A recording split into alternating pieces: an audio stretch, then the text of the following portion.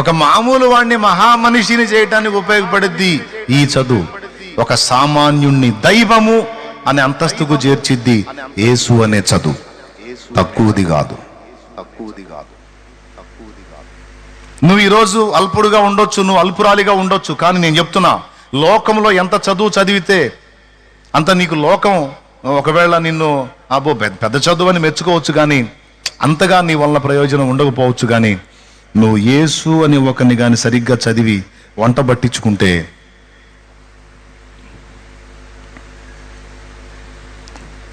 ఖచ్చితంగా లోకం నిన్ను ఆశ్రయించిద్ది.